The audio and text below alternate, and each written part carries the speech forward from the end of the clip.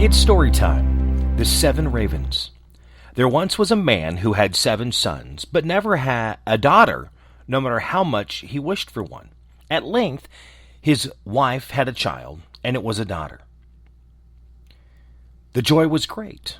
The child was sickly and small, and so weak that it had to be baptized at once.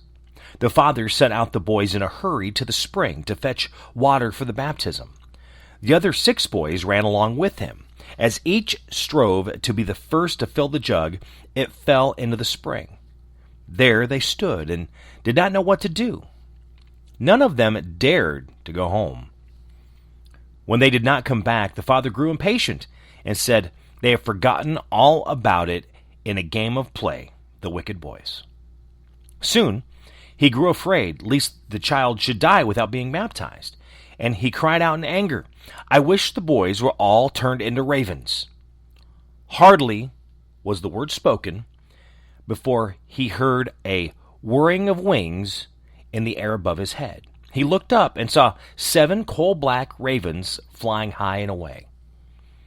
The parents could not recall the curse, and though they grieved over the loss of their 7 sons, yet they comforted themselves somewhat with their dear little daughter, who soon grew strong and every day more beautiful. For a long time, she did not know that she had brothers. Her parents were careful not to mention them before her, but one day she chanced to overhear some people talking about her and saying that the maiden is certainly beautiful, but really to blame for the misfortune of her 7 brothers. Then she was much troubled, and went to her father and mother and asked if it was true that she had brothers, and what had become of them. The parents did not dare to keep the secret longer, and said that her birth was only the innocent cause of what happened to her brothers.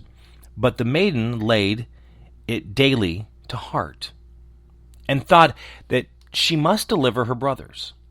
She had no peace and rest until she set out secretly, and went forth into the wide world to seek them out, and set them free, let it cost what it might.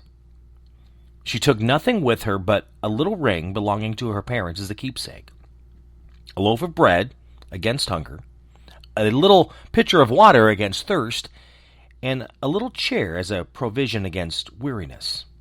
And now she went continually onward, far, far to the very end of the world.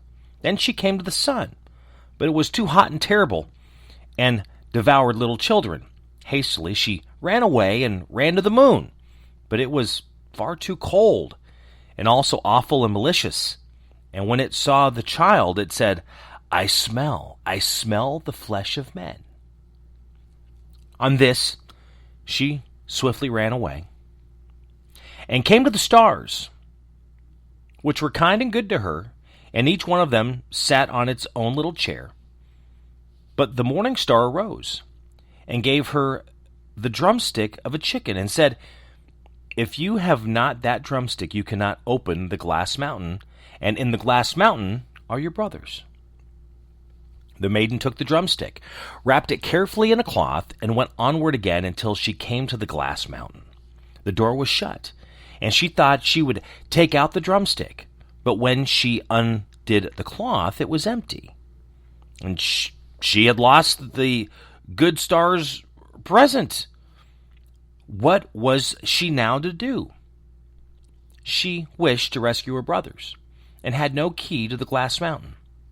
The good little sister took a knife, cut off one of her little fingers, put it in the door, and succeeded in opening it. When she had gone inside, a little dwarf came to meet her, who said, "My child, what are you looking for?"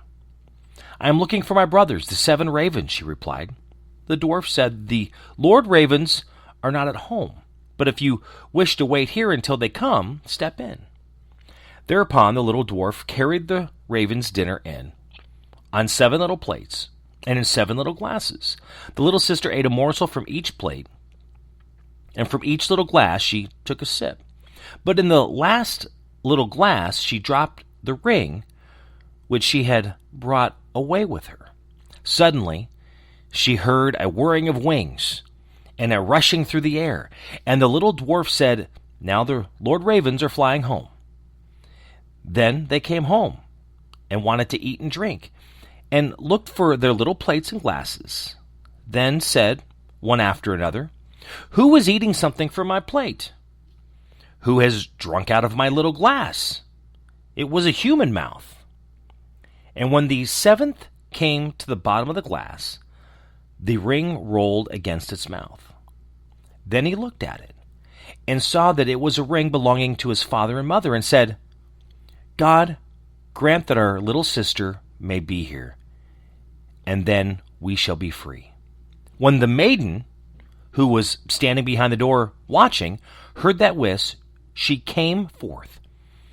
And on this, all the ravens were restored to their human form again, and they embraced and kissed each other, and went joyfully home.